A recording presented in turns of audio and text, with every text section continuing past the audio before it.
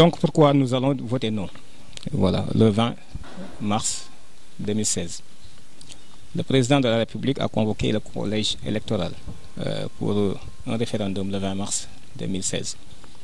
Les 3 derniers noms catégoriques du président Sall, à des requêtes unanimement exprimées par le peuple sénégalais et qui justifient un non massif de ce dernier à l'endroit du chef de l'État sont, premièrement, la population sénégalaise, toute confrérie et croyances confondues, a manifesté énergiquement et demandé au président Sall d'interdire la vente au Sénégal de l'édition de Jeune Afrique qui a caricaturé le fondateur du mouridisme, le vénéré Cheikh Ahmadou Bamba.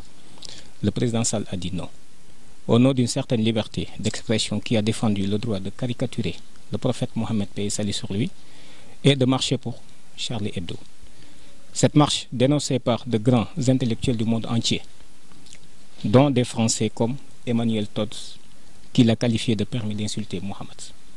Deuxièmement, la population sénégalaise a demandé la condamnation ferme des 11 homosexuels de Kaolack, pris en flagrant délit, et a exigé la démission de Maître Sidiki Kaba, ministre de la Justice et plus grand avocat des homosexuels. Le président Sall a encore dit non. Or, rien que la nomination de ce fervent défenseur des homosexuels, depuis toujours à la tête de notre ministère de la Justice, démontre une contradiction flagrante entre le discours du président Sall sur la question et les actes qu'il pose. Troisièmement, le peuple sénégalais a demandé la dissolution des 9 associations d'homosexuels qui seraient reconnues par le ministère de l'Intérieur du Sénégal. Encore une fois, le président Sall a dit non. Nous disons donc non parce que nous avons peur qu'une telle politique de mépris à l'égard de nos requêtes puisse continuer aux grandes dames de notre foi, toutes confessions confondues. Il s'y ajoute que l'esprit qui soutient cette démarche et les principes qui les fondent sont foncièrement antinomiques à la foi et à la culture sénégalaise. En effet, l'actuel président de la République du Sénégal n'a jamais fait mystère de ses intentions à renforcer l'état de droit. De quel droit il s'agit? Et les institutions de la République que nous avons héritées de notre mère civilisatrice, le pays de Marianne, qui, compte tenu de leur histoire particulière et de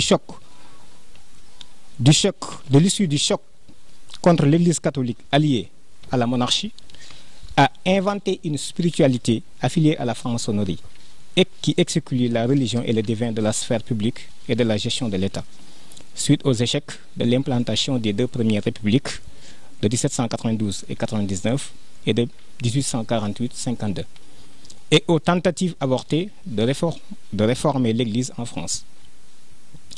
Ainsi, ces adeptes du culte de Marianne ont imposé au Sénégal sa constitution actuelle et la forme actuelle de ces institutions qui reflètent leur vécu et leur perspective après avoir taxé les Sénégalais de peuple qui n'a ni en fait histoire, ni civilisation, ni savoir, ni maturité intellectuelle. La volonté du président Macky Sall lors de ce référendum consiste à renforcer cette constitution et ses valeurs républicaines françaises qui ont déjà permis, entre autres, la reconnaissance de la prostitution et, en tant que métier, l'autorisation d'ouverture de milliers de bars dans nos quartiers qui sont en train de transformer nos frères et nos enfants en ivrognes et en criminels. Et la dépénalisation de la peine de mort qui leur permet de tuer et de retrouver leur liberté juste quelque temps après.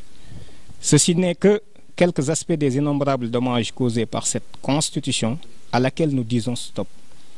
Il est temps d'arrêter de suivre les autres, mais plutôt d'adopter une autre constitution mieux adaptée à nos propres réalités.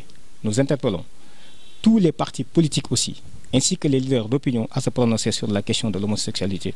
Nous vous remercions de votre aimable attention. Est-ce que cela veut dire que vous pensez que l'un des 15 points donc, du référendum peut être favorable, autrement dit, peut arranger l'homosexualité? Mais bien sûr, qu'est-ce que vous entendez par nouveaux droits?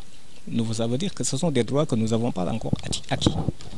Et ces nouveaux droits-là, donc actuellement, si j'interpelle les Sénégalais, quels sont les droits que nous n'avons pas encore eus? Les Sénégalais ont le droit de marchander, d'élever leurs poulaillers, Ils ont le droit aussi, de faire du business, d'aller à l'église, à la mosquée, etc. Ils ont le droit même de boire de l'alcool ou bien de vendre leur corps pour les vendeurs de sexe. Mais quels sont les droits que les Sénégalais n'ont pas encore eus? Pour qu'on inscrive dans notre constitution, qui est la charte fondamentale de ce pays-là, du peuple sénégalais, de nouveaux droits. Quels sont ces droits-là? Est-ce des hommes qui vont se marier à des hommes? Des femmes qui vont se marier à des femmes? En tout cas, en tant que croyants, notre religion nous ordonne de ne suivre point quelque chose dont nous ne maîtrisons pas. Donc voilà, je pense que c'est notre position. Mais nous ne sommes pas contre Macky Sall, nous ne sommes pas aussi avec l'opposition. Nous menons un combat de principes et de valeurs. Je pense que c'est bien de le préciser.